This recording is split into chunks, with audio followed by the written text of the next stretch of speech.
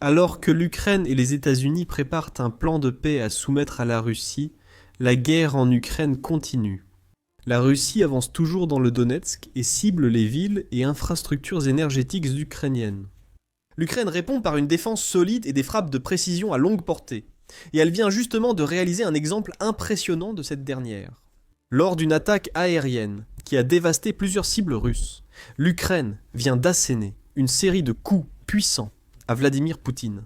L'un de ces coups fera bien plus mal que les autres. L'Ukraine a détruit le jet expérimental secret de Poutine, exposant ainsi la plus grande faiblesse de la Russie. Le 25 novembre, le Kiev Post et d'autres médias ont rapporté qu'une opération nocturne ukrainienne avait détruit de nombreux actifs russes clés. Le média affirme que l'Ukraine a adopté une approche astucieuse pour ses frappes. D'abord, en détruisant des réseaux entiers de défense aérienne russes, puis en exploitant ces brèches pour envoyer drones et missiles sur des sites russes sensibles. C'est douloureux, tout simplement. L'attaque de l'Ukraine était complexe, minutieusement planifiée et extrêmement efficace. Le Kiev Post rapporte que des dizaines de drones et de missiles ont été lancés entre la nuit du 24 et le matin du 25 novembre. Ces armes ont frappé plusieurs cibles situées à plusieurs centaines de kilomètres les unes des autres, et la Russie se retrouve avec de lourdes blessures à panser. Les cibles comprenaient une usine de drones, une usine de réparation de bombardiers, un important aérodrome militaire russe, 2 raffineries de pétrole et une unité de défense aérienne high-tech. Les cibles aux attentes disséminées sur la carte, tandis que les drones et missiles ukrainiens ont frappé Novorossiysk et Tuapse, 2 ports de la mer Noire. L'Ukraine a aussi ciblé Taganrog, une ville portuaire sur la mer d'Azov. Cette frappe a fait la une des journaux. Nous allons vous expliquer pourquoi. Selon The Warzone, des incertitudes demeurent sur les drones et missiles employés par l'Ukraine lors de sa frappe nocturne. Le Kiev Post affirme que l'Ukraine a utilisé des drones à longue portée nommés BARS et des missiles de croisière Neptune dévastateurs. Un autre type de drone, celui-ci propulsé par une hélice, a également été utilisé, bien qu'il ne soit pas clair de quel modèle précis il s'agissait. Cette dernière version a été confirmée par le ministère de la Défense ukrainien, qui s'est exprimé sur Telegram pour déclarer le succès de l'opération de longue portée du pays, dans le cadre de la réduction du potentiel militaire, économique et offensif de l'agresseur russe dans la nuit du 25 novembre. Des unités des forces de missiles et de l'artillerie, en coopération avec les forces d'opération spéciales, les forces côtières de missiles de la marine et les forces des systèmes sans pilote. En particulier en utilisant le jet de bar, des drones et des missiles de croisière Neptune. Plusieurs objets stratégiques de l'agresseur russe ont été frappés avec succès, a déclaré le ministère dans un communiqué du 25 novembre. Le ministère a aussi évoqué plusieurs cibles frappées, dont l'une est particulièrement importante, comme mentionné. En apparence, l'attaque de l'Ukraine contre l'aérodrome de Taganrog, situé à Rostov et proche de la mer d'Azov, semble être une autre frappe contre les bombardiers et les avions stratégiques russes. En effet, l'Ukraine a frappé cet aérodrome avec force dans le but de détruire le plus grand nombre possible d'avions russes. Le compte X-Noel Report indique que 50 drones, et 3 missiles ukrainiens ont touché leurs cibles à Taganrog. La nouvelle voix de l'Ukraine précise que Taganrog accueille l'usine de réparation d'avions Bereiv et le site de production de drones Molnir Atlant Aero. Il est donc clair que l'Ukraine voulait détruire certains moyens aériens russes et compliquer leur construction ou réparation. Même l'Ukraine ignorait peut-être le grand secret caché à l'aérodrome de Taganrog. Ce secret vient d'être révélé. L'aérodrome que l'Ukraine a frappé avec ses drones abritait un avion russe secret, développé depuis des années. Cet appareil high-tech utilise des lasers contre ses ennemis. Cet avion, selon The Warzone, est l'unique A-60. Cet avion basé sur un IL-76 MD Candide modifié permet à la Russie d'utiliser la guerre laser aérienne sur le champ de bataille. C'était l'un des 2 prototypes connus, selon le Télégraphe. On sait peu de choses sur le A-60, la Russie ayant cherché à garder son existence secrète, mais on sait qu'il existe probablement comme prototype. Ou plus précisément, le A-60 existait. L'Ukraine vient d'y mettre fin. United 24 Médias qualifie l'avion d'ultra rare dans son reportage sur la frappe ukrainienne, en plus de fournir plus de détails sur l'appareil. Il indique que le A-60 est né d'une idée datant de l'époque soviétique, pour une plateforme d'armes laser aéroportée que la Russie utiliserait pour abattre des avions ou aveugler des satellites et outils de navigation. Ces avions détectaient les menaces approchantes. Selon les médias United 24, La frappe sur l'installation Beriev a causé les dégâts. L'usine abrite la A-60 depuis près de 20 ans. Des images satellites sur plusieurs années confirment le déplacement de l'A-60 sur l'aérodrome. L'avion n'a jamais quitté la base aérienne de Taganrog, principal site d'essai en vol de l'usine Beriev. United 24 Media précise que malgré l'utilisation d'une cellule de IL-76, cet avion reste très spécial. Le jet expérimental russe a seulement utilisé cette structure comme base de construction.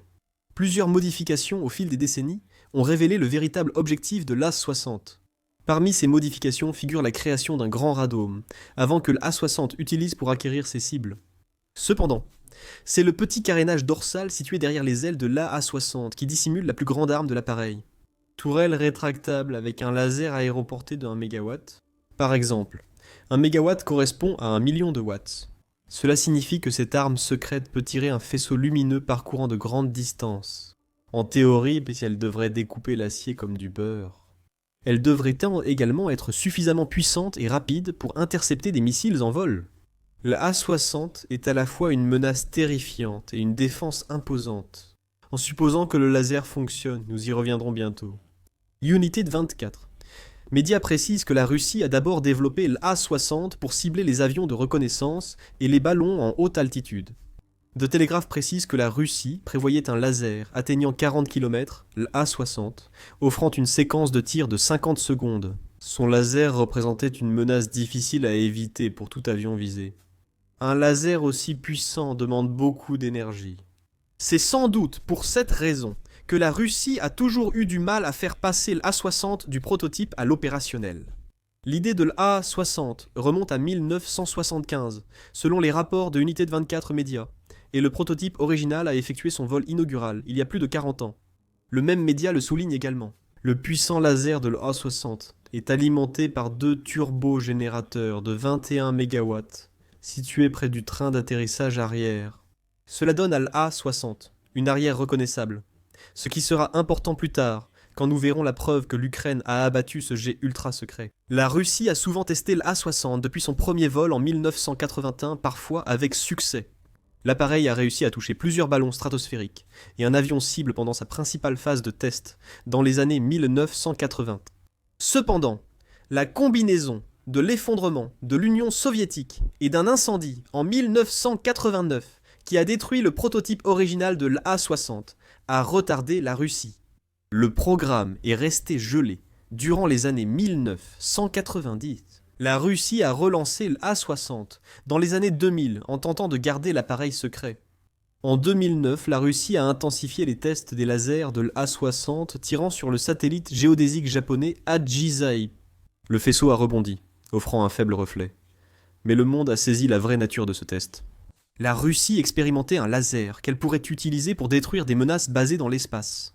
Après le test contre le satellite japonais, les informations sur l'A-60 sont devenues archement rares, suggérant que la Russie pensait que l'avion, financé depuis l'ère soviétique, n'était pas prêt. Désormais, il ne le sera jamais. L'Ukraine a détruit l'un des 2 prototypes connus de l'A-60. Ce n'est pas le seul dégât. La frappe sur Taganrog a aussi détruit plusieurs autres avions russes. The War Zone indique que la frappe ukrainienne sur Taganrog aurait détruit un avion de détection et de commandement, aéroporté A-100, alerte avancée, aéroporté, et C, ou un avion d'essai A-100, LL.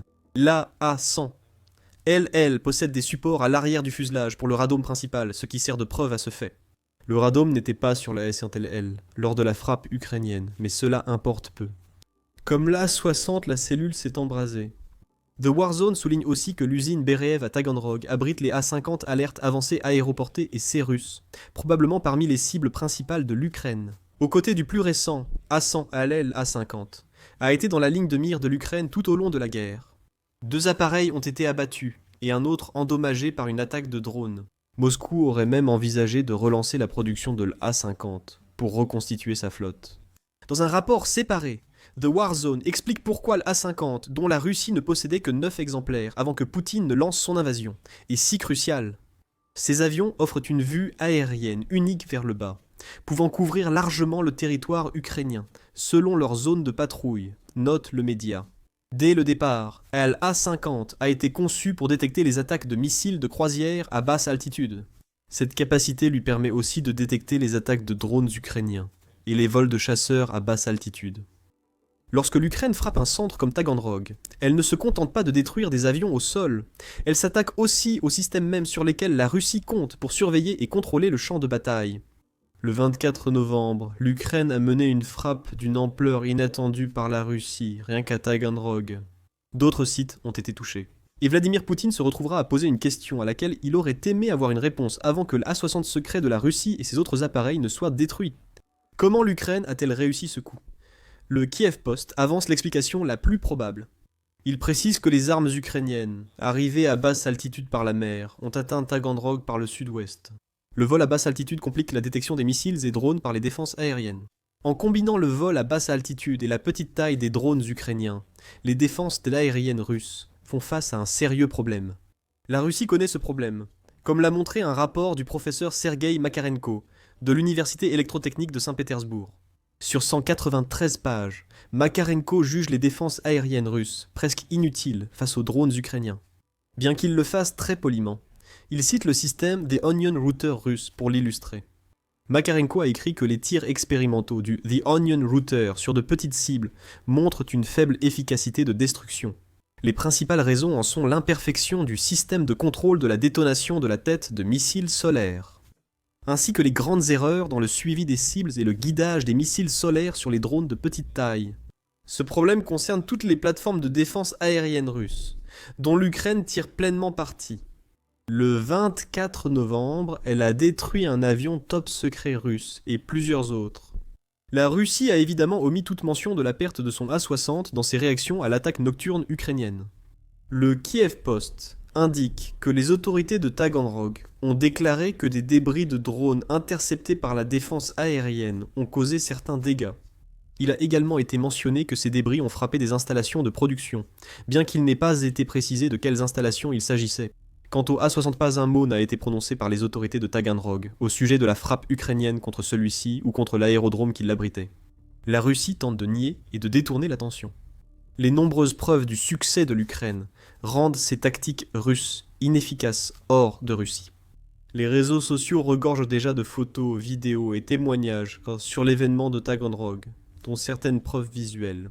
L'Ukraine a attaqué le prototype A-60 russe. Une photo publiée sur X montre apparemment une cellule d'avion russe en feu après des drones ukrainiens. Ce compte X dit que cette cellule est l'A-60. Les flammes visibles sur la photo sont suffisamment grandes pour avoir causé d'importants dégâts à l'appareil. La chaîne X, les rapports de Noël, cités précédemment, a aussi diffusé de nombreuses photos et vidéos d'habitants de Taganrog montrant des incendies au loin. Ces incendies semblent provenir de l'atelier de réparation Berev. L'une des vidéos semble anodine au début, jusqu'à ce qu'un énorme bruit d'explosion interrompe la personne qui filme, pour montrer que l'Ukraine a réussi un coup direct très dévastateur. Les preuves continuent d'affluer, cette fois-ci depuis le compte spécial Kherson CATX, qui a publié une paire d'images satellites montrant les dégâts causés à l'usine Berev par les drones et missiles ukrainiens. Des dégâts sur l'A-60 russe et l'IL-76, qui pourraient aussi être un A-100, ainsi que sur l'usine d'aviation Berev. Après l'attaque de cette nuit, précise la légende sous la photo avant-après de l'usine. Regardez en bas à gauche de chaque photo, et vous verrez l'A-60 que l'Ukraine a attaqué. Sur la photo après, l'avion est clairement détruit. 40 ans de travail russe anéantis en quelques heures. Le compte Status 6X a aussi partagé ces images satellites, ainsi que des photos de la queue distinctive de l'A-60.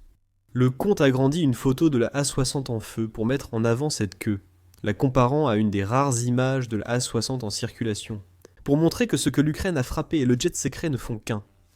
La Russie ne peut pas nier toutes ces preuves. Le jet expérimental secret de Poutine n'existe plus. Ce jet n'est pas la seule cible majeure touchée par l'Ukraine. Comme dit en début de vidéo, l'Ukraine a aussi frappé des raffineries de pétrole. L'Ukraine a aussi ciblé Novorossiysk, une ville portuaire attaquée à plusieurs reprises ces derniers 6 mois selon The War Zone. Le port de la ville gère 2 millions de barils de pétrole par jour, représentant 5% de l'approvisionnement pétrolier maritime mondial. Il semble que l'Ukraine ait frappé ce port et que les défenses aériennes russes aient tellement échoué contre ces drones que la Russie s'est finalement frappée elle-même. Une vidéo du compte Status 6 sur X montrerait un drone ukrainien frappant un immeuble résidentiel. Apparemment, après avoir été dévié de sa trajectoire par les systèmes de guerre électronique russes. The Warzone propose une version différente de ce que l'on voit dans la vidéo, affirmant qu'elle montre un missile de défense aérienne russe frappant l'immeuble après avoir échoué à abattre un drone entrant. Il n'est pas certain quelle version est vraie, mais les images prouvent que l'Ukraine visait Novorossiysk. En temps normal, cette frappe sur Novorossiysk aurait pu faire la une des journaux, tout comme d'autres drones ukrainiens qui se sont posés dans la région de Krasnodar-Kraï, en Russie. Pas le 24 novembre. La destruction de l'A-60 russe a logiquement monopolisé l'attention des médias. Les défenses aériennes russes, toujours inefficaces contre les drones et missiles ukrainiens, révèlent une faiblesse que la Russie n'a pas corrigée. Nous avons abordé ce point plus tôt en discutant de la faiblesse de ces systèmes lorsqu'il s'agit d'identifier et de cibler de petits drones volant à basse altitude alors qu'ils s'approchent de leur cible.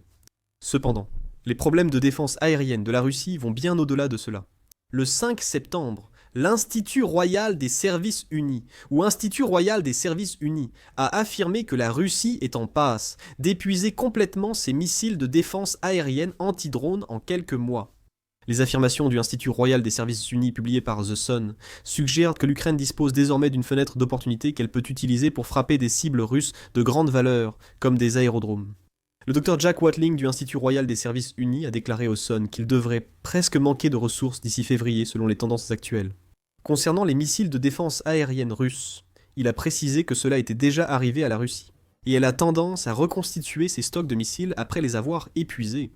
La période entre février et le réapprovisionnement offre à l'Ukraine une opportunité d'exploiter les pénuries russes, frapper plus de cibles et accentuer la pression sur l'industrie russe.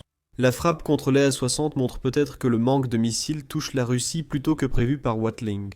La Russie doit sans doute choisir les cibles à défendre sur son territoire, et Taganrog n'a probablement pas été choisi.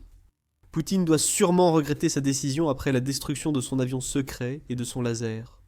Défense Express a aussi signalé le manque de défense aérienne russe, dans un article du 23 novembre, précisant que cela rend les installations nucléaires vulnérables. La Russie bénéficie du fait que l'Ukraine évite de viser ses installations, ne voulant pas causer de catastrophe nucléaire. Cependant, le média note également que le groupe partisan Artesh, qui opère à l'intérieur de la Russie, a repéré une installation nucléaire pour découvrir qu'aucune unité de défense aérienne ne la protège. Ainsi, la ville et l'installation nucléaire stratégique restent presque sans défense, selon le média, avant d'aborder le point clé. L'absence de système de défense aérienne dans une installation stratégiquement importante indique clairement des pertes critiques et une pénurie de ressources de défense aérienne au sein du commandement militaire russe. Si une installation aussi vitale a été laissée sans défense aérienne, combien d'autres à l'intérieur de la Russie rencontrent le même problème? L'attaque ukrainienne contre le A-60 russe pourrait être une réponse révélée. Poutine espère désormais que l'Ukraine n'aura pas d'autres informations menant à des sites non protégés en Russie. Nous avons mentionné que la Russie pourrait bientôt manquer de ses missiles de défense aérienne. Poutine doit aussi gérer une autre pénurie, qui impactera encore plus le succès de la Russie en Ukraine. Il ne s'agit pas seulement de missiles et de chars. La Russie est à court d'artillerie alors que l'Ukraine la détruit complètement. Regardez notre vidéo et abonnez-vous à The Military Show pour suivre les dernières frappes que à longue portée en Ukraine. Merci de votre attention.